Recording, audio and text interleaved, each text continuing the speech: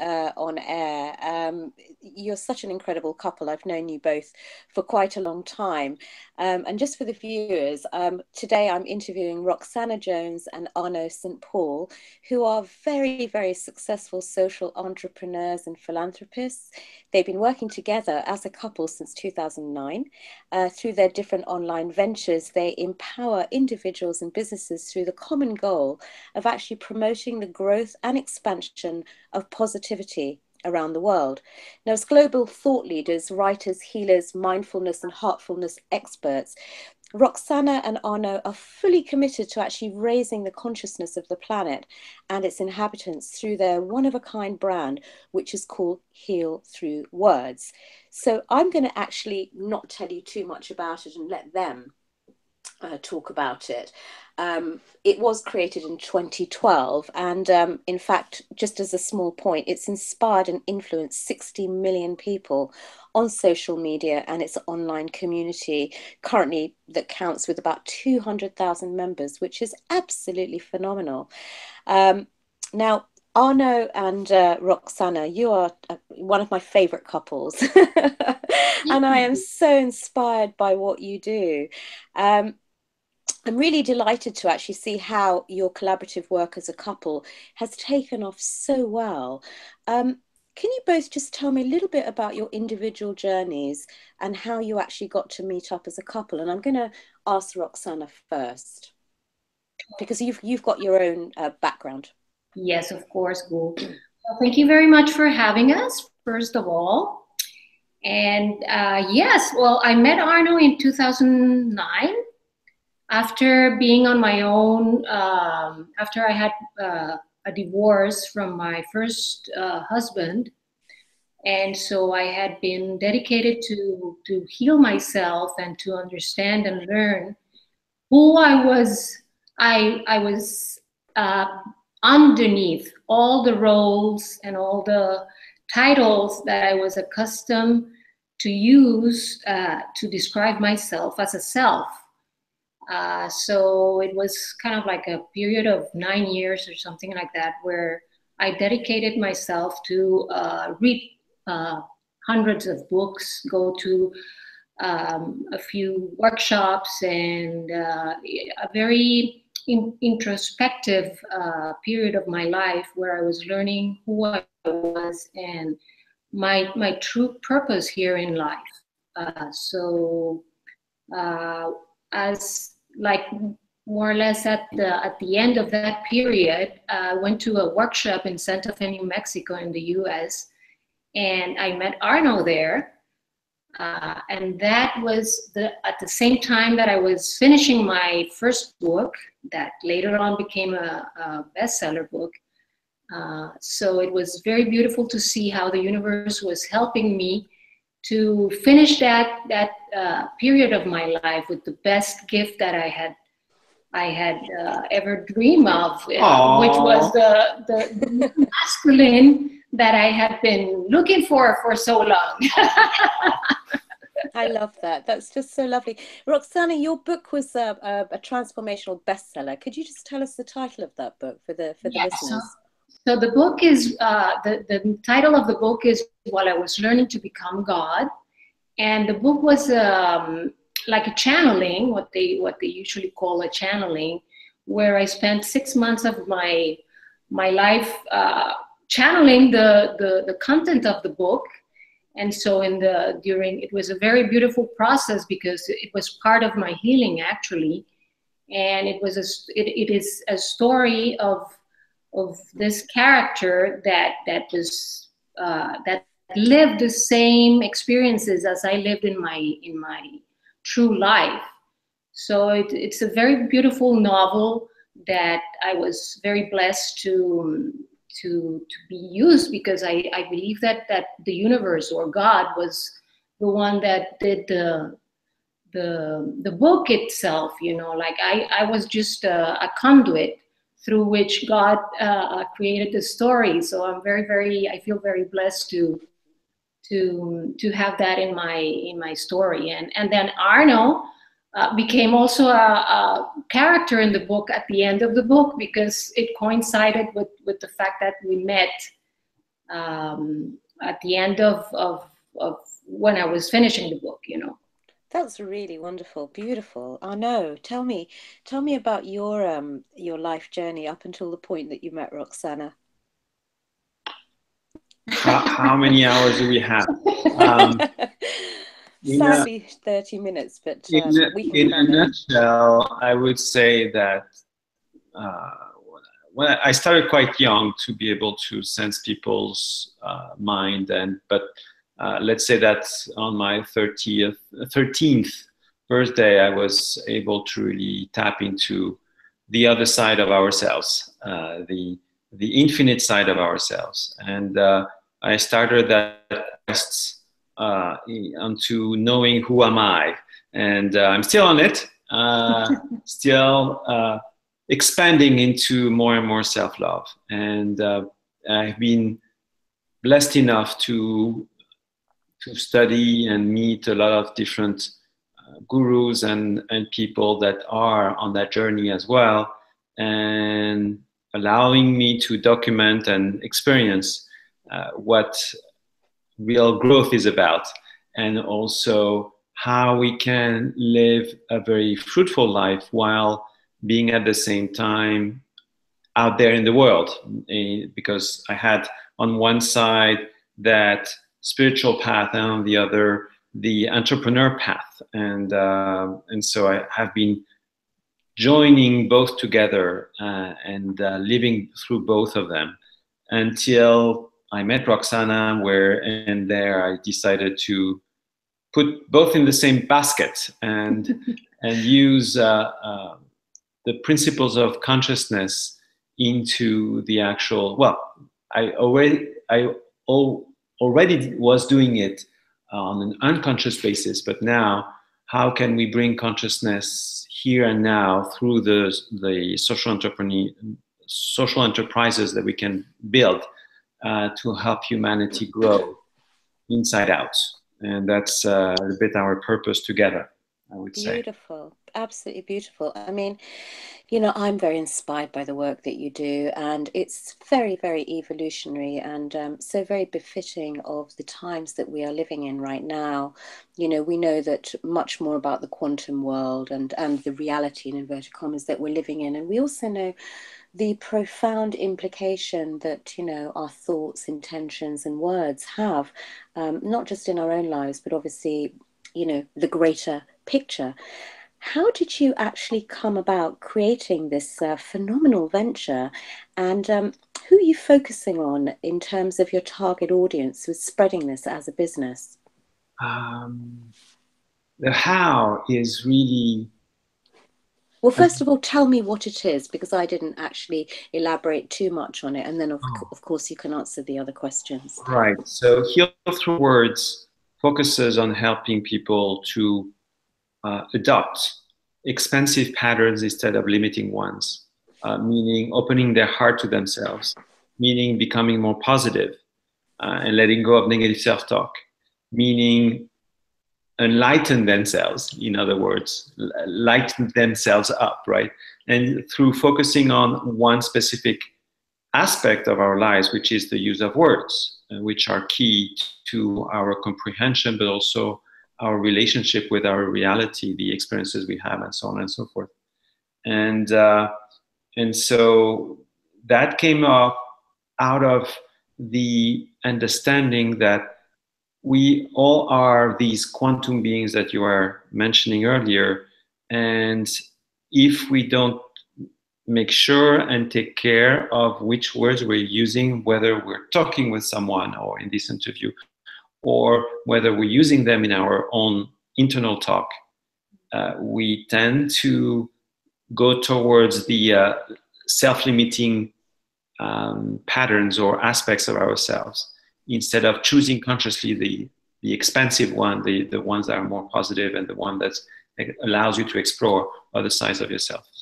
And we wanted to be that voice of new understanding, maybe, Yes. and allowing people to find us wherever they are, wherever they are in the world, and maybe do a little bit of journey with us and then they can expand and expand and expand more and more and more. And our target is really to be the most present possible in all media. And you ask about who we're targeting per se.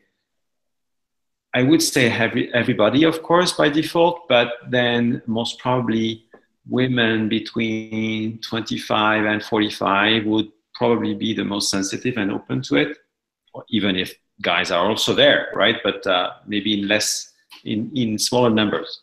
So yeah, and then in practical terms, well, we're doing all that through very specific programs that we're offering right now to individuals and also to corporations and companies that are beginning to understand the importance of empowering their people, their employees, and the fact that we're seeing in the world right now so many people unhappy, because that's kind of like what started all of it, like we said, once we achieved our own happiness, our own personal fulfillment, we decided to share it with the world, because we had spent so many years of our lives knowing that there was something more. And as soon as we started finding that something more, well, we started seeing that it's completely crucial to share it with the world. And so the idea is to share our programs and all the technology we have been developing to corporations and entrepreneurs that are beginning to become conscious of the fact that the mind is so important in the creation of the world, Absolutely right. And I see that a lot of the times now. I mean, obviously working within a similar field to yourself as well, as a holistic practitioner, I see so many people who use such negative terminology, on a day-to-day basis, and then they wonder why they're not really achieving much, because they're not being responsible for the the usage of words, because words are vibration, as you rightly say, within the programs that you're teaching. And it's when you use positive terminology, as we know from the works of maybe scientists like Professor Emoto, it has a very, very strong impact on, even physical things around us, such as water. And of course, we're all made up of water. So if we're using positive terminology, we are definitely going to lift ourselves up. And you have managed to create something very phenomenal that is not just for people, the public person, but also these very important corporations, which of course influence people's thinking, don't they? Yes. But something that I want to ask you is that I know many couples, and whether they're in media or the holistic world or business world, and a lot of them have said that it's very difficult to work together because when they are entrepreneurs and they've got a string of successes behind them individually, which like both of you have in your lives, they don't necessarily work well together as a couple in business. But having known you both for quite some time, I've seen you seamlessly doing this. And let us know what your secrets are. I mean, how do you manage to not only do your own individual businesses, but to keep such a beautiful energy going between the two of you in a joint business like this, which is just so big? I've got a secret. We're going to share it with you, but nobody should know about it. And that's the very purpose of this conversation, of course. Love, lots of love, all the time. Love and more love, and a lot of love, self-love also. So Yeah, it starts from that self-love that each of us has for themselves. And out of that, we put on top, like a cherry on the cake, more love towards the other, because at the end of it, the other is a reflection of me, and vice versa, of course. And therefore, the only thing that I can do well is to love her still more, and it will revert back somehow, somewhen, in a way or another. So I think that's it's very simple. It's a fairly simple answer, and the implementation of it is simple as well, as long as we forget ourselves in the process. Yeah, but I'm gonna have to be honest because, Gul, I think that it's important for your audience to understand that this realization that Arno is talking about of becoming love and then having the perfect relationship didn't come from one day to the next. You know, like it was a process, and especially for me, was something that I had to learn how to handle and to understand many things before realizing that it was as easy as just getting up in the morning and just being happy and feeling my own love, my own self-love, so that everything in my life and in my day would be just perfect. The only key was to learn how to love myself. And Arno, well, he has helped me to learn that, and I think that that's the success of our relationship, like on a professional level and on a personal level, that we're finally loving ourselves so deeply that everything else has to be aligned to that self-love. That's beautiful. Absolutely right. But, you know, I'm sure there are times when both of you conflict about certain things. And, you know, it's easier said than done many times. You said something very valuable with, you know, it doesn't come just like that. It is a process. We do have to learn what our own shadow sides are, and, you know, how we can interrelate with our partners more effectively and find that sort of midpoint. But what sort of challenges would you say for other people that are out there who may be partners who'd like to be able to work together but are slightly maybe fearful of the issues of taking the work to the bedroom, and you know everything can get mashed up, you know, what kind of boundary line advice can you give to our listeners, just in terms of people moving forward? Because we do love, but love doesn't always win. You know, sometimes personalities get in the way, and it's very hard, you know, to find the difference between the personality and the pure soul that can just love unconditionally, especially when you've got issues of money and other things that materialize in business. Please share some advice about how you can advise others. So in a relationship, and in any relationship whatsoever, but obviously the one that you share with the person that is you're spending most time with is more important, of course. Is one has to be able to abstract oneself from what is being seen and focusing on what is being envisioned. What I mean by that is, if you know that the person that you have on your side, you love her, right? And sometimes it will happen that that person, between quotes, is having a tantrum or anything else. Let's say a bad moment. As long as you keep yourself focused on the vision that you have of your love, everything will sort itself out automatically. But one has to keep the faith in what has been built and the vision that one has about what we are together, so that the line, the direction is not lost. The Yes. thing that you're mentioning here is that most of the time we tend to get hypnotized by what is happening now, and we put out of the window all that has been envisioned before that, and that's the reason why there are these separations and divorces and whatnot. And then a last tip, Gul, is that I want to share is the fact that at least in my case, the way I handle it is that I feel that Arno has his own world, I have my own world, and then we have together another world. So it's kind of like having three different worlds at the same time, and this way, well, it's easier to handle the fact that you're working 24/7 with the other person, but you understand that during that period you have times when you're going to be sharing your world and other times when you're going to be on your own. Absolutely. That's very, very beautifully said. And in fact, that is actually what people need to consider. Yes. Not, you know, very often we have people talk, we talk about union, but people forget their boundaries. You know, you do have your own space and your partner has their own space.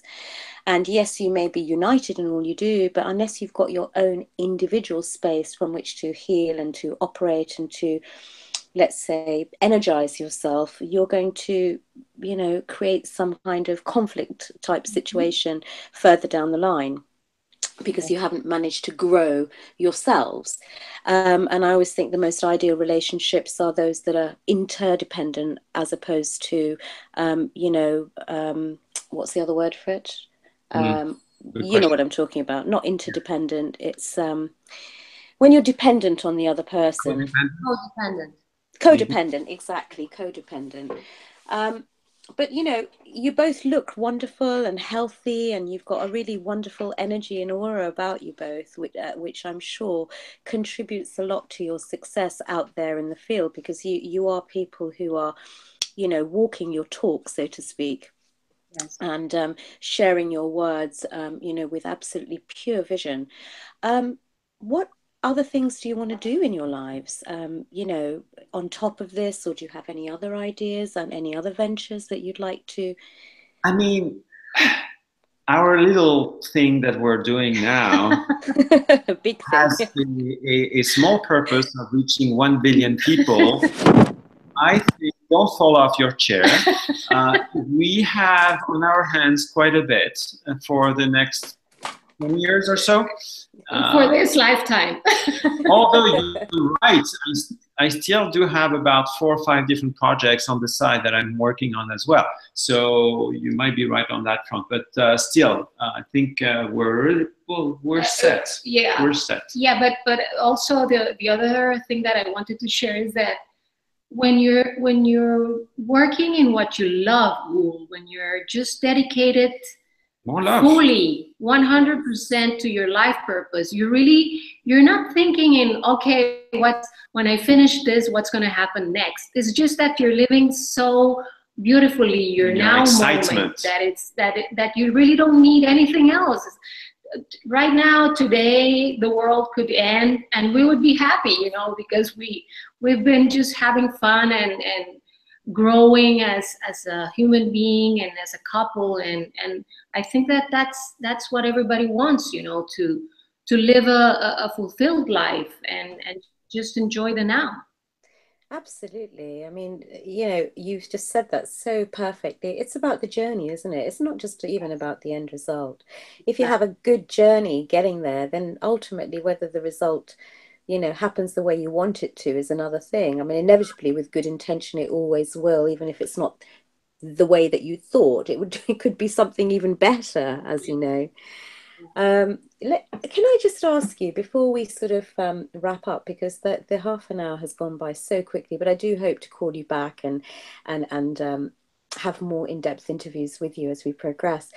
Let me know which figures from history, whether it's past history or contemporary history, that you feel have really influenced your path and, you know, your way of thinking. Maybe you could individually name, you know, a handful of people who've been your greatest inspirations. I'd love to know.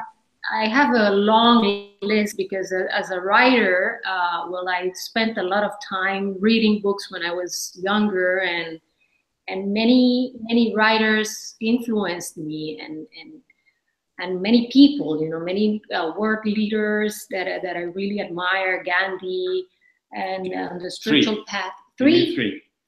That's too hard. Okay, say five each, just quickly off the top of your head. Who do you? Okay, well, I would say that on the spiritual side of things, Gandhi, Dalai Lama, and maybe Buddha too. And then I want to include, like, on my present moment, a woman that has influenced me a lot is Oprah Winfrey in America. I really think that she's very courageous. And who else? Oh my goodness, Paulo Coelho. I love him. Yes, me too. Absolutely brilliant. Absolutely, I agree with you. There's a great list there. And you, Arno? And me, I don't know if I can reach 5, but the one would be Ramana Maharshi, amazing person, and Paulo Coelho was another one, of course. Neil Donald Walsh, amazing books. And maybe Neville, don't you like Neville? Oh, Neville. Let's put him in the list as well. Yeah. And yeah, we're gonna have to make another show with all the people that we recommend. And maybe your 5th one could be a female, which would be Roxana. No, that one is just for me. Don't share. Oh, I love it. Look, it has been such a wonderful joy to talk with you both this morning, and I'm looking forward to seeing you again on a personal level outside of this environment. But just before we end off, just so that our viewers can know a little bit more about your work and connect with you and, you know, collaborate with you potentially, would you like to give us your web details and any email address that? So the website is Heal Through Words, HEALTHRU Words, WORDS.com. And you can go on our contact page or email us at info@healthroughwords.com. And so it's very easy and simple as well. You'll be able to find us there. And then also you can find us throughout all social media as Facebook, Twitter, Instagram, etc. That's amazing. Thank you so much. I'm going to send you both a virtual hug, and we look forward to actually connecting with you again. And good luck for all that you do. I'm fully there as a support for you in any way that I can be of service. Likewise, Gul. Thank you so much for having us. It's been a pleasure. Pleasure. Thank you. Bye for now. Bye. Bye.